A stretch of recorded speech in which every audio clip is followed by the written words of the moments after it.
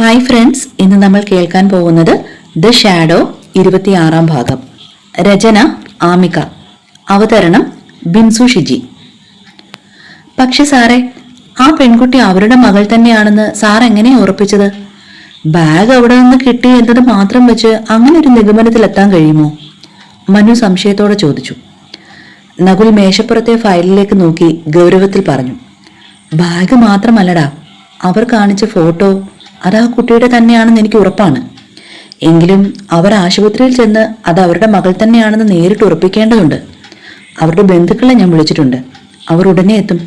അതിനിടയ്ക്ക് നിന്നെ എവിടെയെങ്കിലും കൊണ്ടാക്കുക എന്നത് അത്ര എളുപ്പമല്ല മനു. നകുലിന്റെ മനോവിഷമം മനസ്സിലാക്കി മനു പറഞ്ഞു. സാർ, അത് സാരമില്ല, ഡോണ്ട് വറി.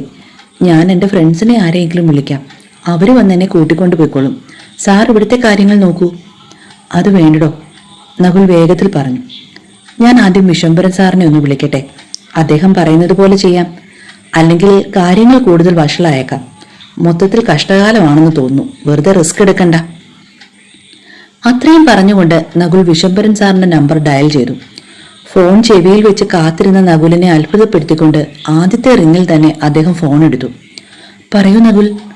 വിശ്വംഭരൻ സാറിന്റെ ശബ്ദത്തിൽ ഗൗരവം തങ്ങി നിന്നിരുന്നു. സാർ, ഒരു അടിയന്തര സാഹചര്യമാണ്. കുന്നത്തുനാട് സ്റ്റേഷനിൽ അതീവ ഗൗരവമുള്ളൊരു മറ്റൊരു കേസ് വന്നിട്ടുണ്ട്. ഈ സാഹചര്യത്തിൽ മനുവിനെ പുറത്തേക്ക് വിടാൻ എനിക്ക് പറ്റുമെന്ന് തോന്നുന്നില്ല. അവനെ എങ്ങനെ അങ്ങോട്ട് എത്തിക്കും എന്ന് വലിയൊരു പിടിയുമില്ല. ഡോണ്ട് വറി മിസ്റ്റർ നകുൽ, ഒരു 25 മിനിറ്റ് ഞാൻ എത്തി അവനെ കൂട്ടിക്കൊണ്ടു പോയിക്കോളാം. വേറെ ആരെയും വിളിക്കണ്ട.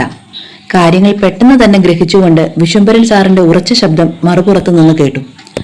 നകുൽ ഫോൺ വെച്ച് മനുവിനെ നോക്കി. മനു, സാറ് വരും. താൻ എന്തായാലും പുറത്തിരിക്കണ്ട. സാറ് വരുന്നത് വരെ എന്റെ ക്യാബിനിൽ തന്നെ ഇരിക്കണം. വരുന്ന ആളുകൾ എങ്ങനെയുള്ളവരാണെന്ന് നമുക്ക് അറിയില്ലല്ലോ. ഇവിടെ നിന്നെ കണ്ടാൽ ഒരുപക്ഷെ നീയാണ് പ്രതിയെന്ന് അവർ വിധി എഴുതിയേക്കാം. എന്തിനാ വെറുതെ സാറിന് പണി കൊടുക്കുന്നത്? നകുലിന്റെ നിർദ്ദേശത്തിൽ വിവേകവും കരുതലും ഉണ്ടായിരുന്നു. 1 മിനിറ്റ്. പെട്ടെന്ന് എന്തോ ഓർത്തതുപോലെ നകുൽ വീണ്ടും തിരക്കിട്ട് നമ്പർ റീഡയൽ ചെയ്തു. സർ, ഒരു കാര്യം കൂടി പറയാൻ മറന്നു. സാറ് വരുമ്പോൾ ഒഫീഷ്യൽ വണ്ടി ഒന്നും എടുക്കണ്ട. ഏതെങ്കിലും പ്രൈവറ്റ് വണ്ടി മതി. പിന്നെ സ്റ്റേഷനിലേക്ക് നേരിട്ട് വരരുത്. പരിസരത്ത് ആൾതാമസമില്ലാത്ത എവിടെയെങ്കിലും എത്തുമ്പോൾ എന്നെ വിളിക്കുക. ഞാൻ മനുവിനെ അവിടേക്ക് സുരക്ഷിതമായി എത്തിച്ചോളാം. നകുലിന്റെ ശബ്ദത്തിൽ ഒരു ഉദ്യോഗസ്ഥന്റെ പക്വതയ്ക്കും ഉപരിയായി ഒരു സുഹൃത്തിന്റെ കരുതൽ നിറഞ്ഞു നിന്നു. Okay then, see you. വാക്കുകൾക്കൊപ്പം മറുവശം നിശ്ചലമായി. ഫോൺ കട്ടായതോടെ സ്റ്റേഷനിലെ അന്തരീക്ഷം ശ്വാസം മുട്ടിക്കുന്നൊരു നിശബ്ദതയിലേക്ക് വഴുതി വീണു. പുറത്ത് മകളുടെ അവസ്ഥയിൽ തകർന്നു പോയ ദമ്പതികളുടെ ഇടവിട്ടുള്ള തേങ്ങലുകൾ ആ ഇരുളാർന്ന രാത്രിയുടെ നിശബ്ദതയെ കീറിമുറിക്കുന്നുണ്ടായിരുന്നു. ഉള്ളിൽ ആളുന്ന തീ പോലെ നകുലിന്റെ മുഖം അപ്പോഴും ഗൗരവത്തിൽ ഉറച്ചു നിന്നു. നകുൽ പതിയെ കസേരയിലേക്ക് ചാരിയിരുന്നു.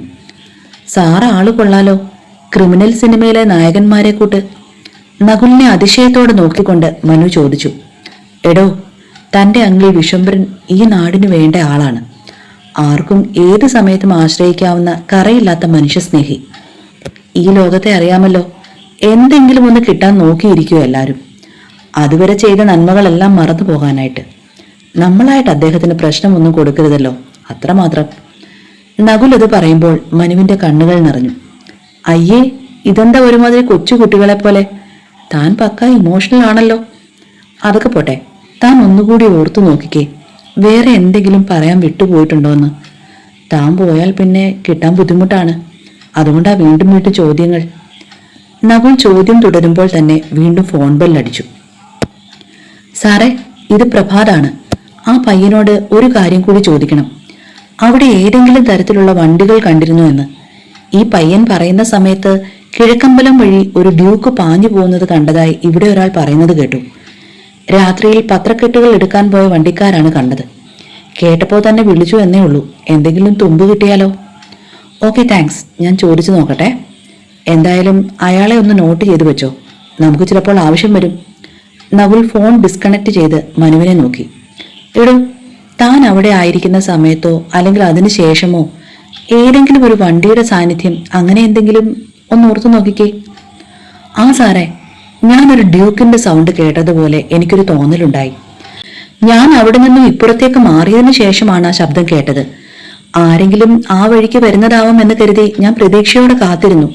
പക്ഷെ വെറുതെ ഇരുന്നത് മിച്ചം. ആരും ആ വഴിക്ക് വന്നതുമില്ല.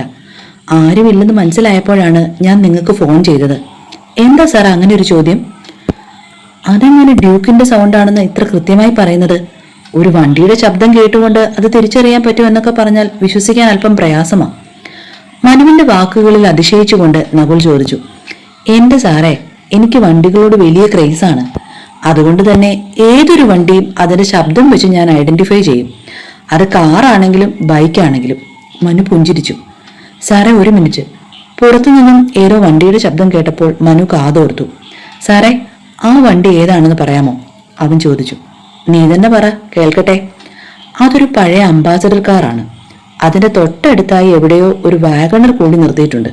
സംശയമുണ്ടെങ്കിൽ സാർ ഒന്ന് പുറത്തിറങ്ങി നോക്കിക്കേ, മനു ആവേശത്തോടെ പറഞ്ഞു.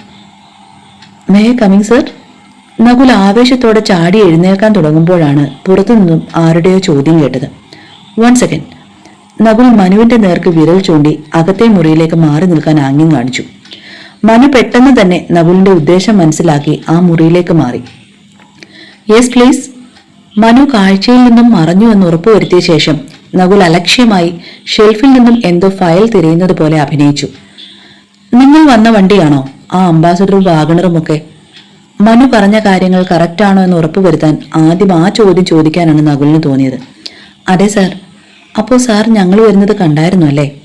സാറേ, ഞാനാണ് തോമസ്. എന്താ സംഭവിച്ചതെന്ന് ഒന്ന് പറഞ്ഞാലും. പുറത്ത് അവനോട് ചോദിച്ചിട്ട് ഒരെത്തും പിടിയും കിട്ടുന്നില്ല. വെറുതെ ഇരുന്ന് കരയുന്നു, അത്രമാത്രം.